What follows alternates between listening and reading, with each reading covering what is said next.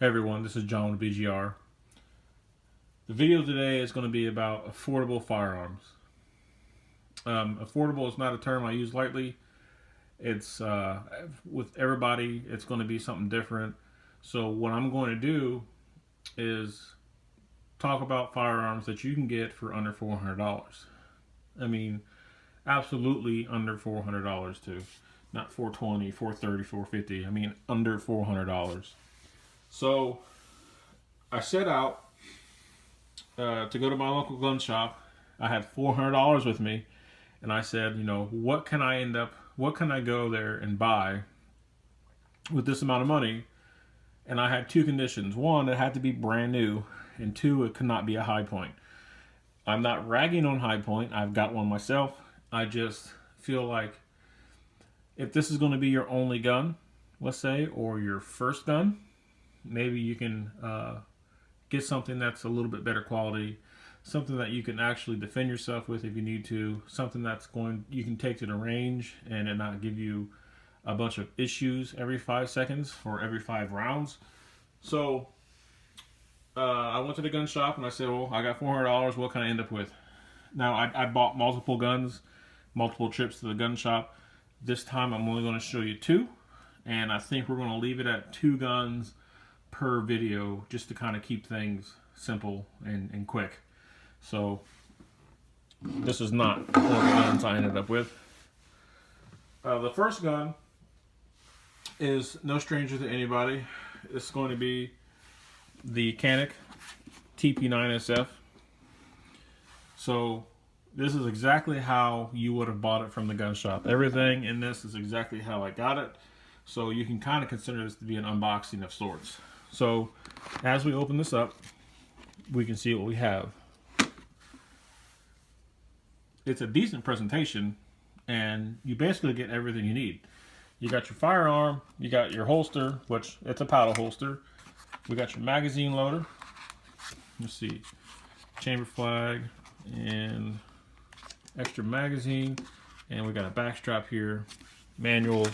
You even get a cleaning brush and another cleaning tool. So let's see, manual.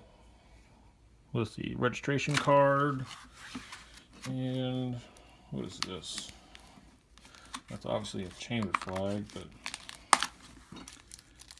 this is a backstrap tool, so that'll help change out the backstrap, and it looks like it's just honestly just a piece of metal, so you can use a punch if you got one to do that. So let's get this gun out of here. It is clear. Alright, put this down. I'll put the holster back in there. There's nothing special about this holster. It locks in place. A little unlock. It's a powder holster, so take out the mag. And let's get this off to the side. And let's bring this in. There we go. Pause the video if you want to see that. So 18 round mags, which is pretty good. You know, most guns don't have that many rounds, so just the fact that you can get 18 rounds out of this, or 18 rounds in each mag, and you get 2, is pretty cool. So, features. Comes with industry standard dovetail sight cuts that are compatible with a large variety of aftermarket sights. So I'm not sure what sights to use. If I'm not mistaken, I think it's a Glock rear and an M&P front, but don't quote me on that. I'm pretty sure that's accurate though. So it's got a match grade barrel, loaded chamber indicator, which is going to be here. And I'm not going to load around in there, but that pops up like that. It's got a striker status indicator. Let's see. Which is going to be there at the back. Disappears when you pull the trigger. That's decent. It's got an improved single action trigger, and I'm assuming they mean that's improved over the SA model. A reversible magazine catch, which it does look pretty reversible where it's at right now. So, I mean, you just change that out if you're lefty. Just change it out. It's got a Cerakote over phosphate coating. It's actually a really nice coating. It's not chalky looking or anything. It's actually really, really nice. The magazines are coated 1913 Picatinny rail. Comes with two 18-round mags. Poly holster, paddle attachment, interchangeable back straps, cleaning rod, brush, and limited lifetime warranty. The overall length of the firearm is 7.55 inches, a barrel length of 4.46 inches, and a weight of 1.83 pounds. So, I picked this gun up for $330. Now, that's pretty damn good. You get all this for $330.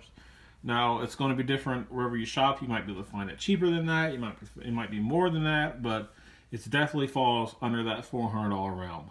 So, for under $400, and if this is your first gun, it basically gets you everything you need.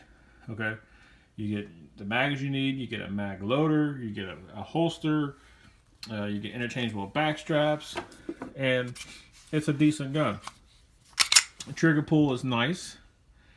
It's not the greatest trigger I felt, but it's not bad. I mean, there's not a whole lot you can complain about. The reset is good, and it's a nice crisp trigger, so you can't go wrong with that.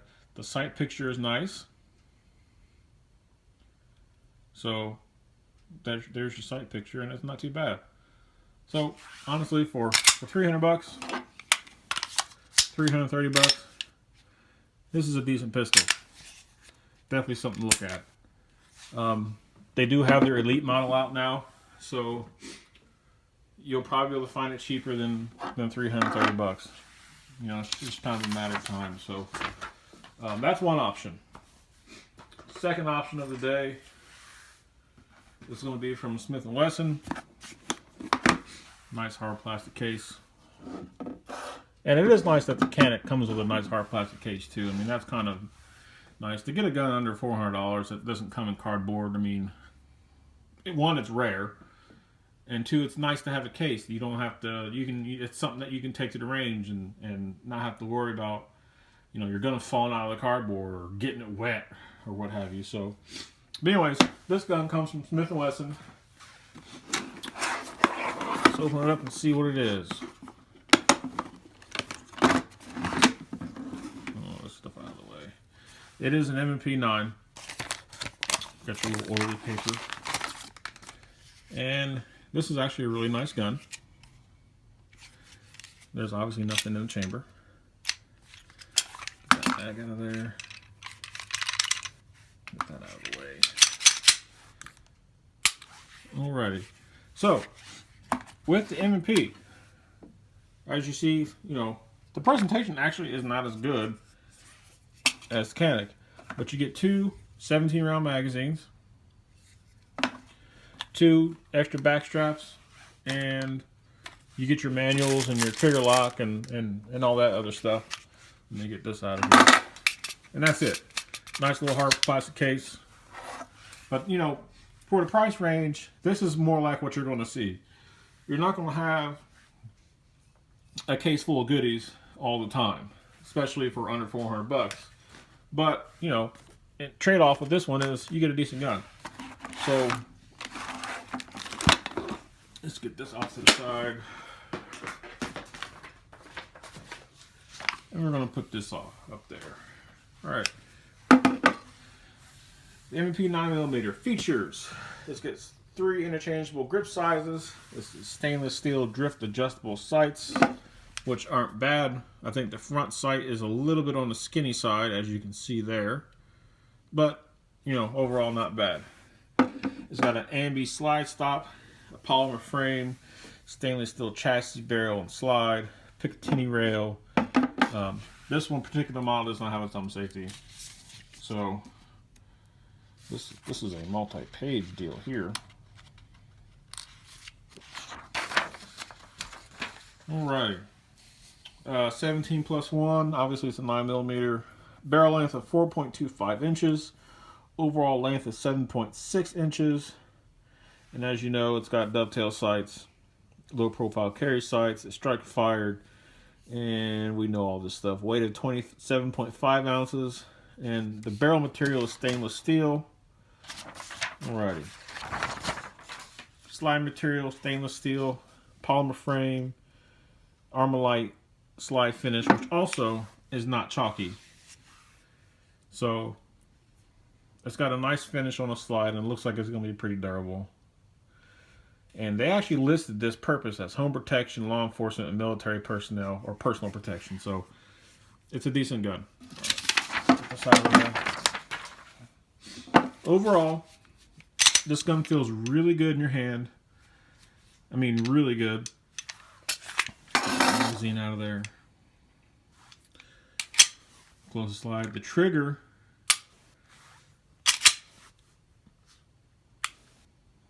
isn't bad.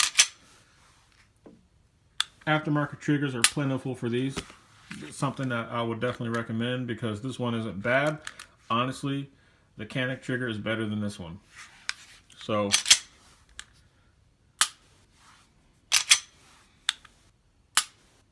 not too bad. Now, I got this gun for $379. Smith & Wesson has their 2.0 coming out. And they have various different versions of the M&Ps out. So these, you know, normal M&P 9mm, M&P 40s, the prices are going down really fast on them.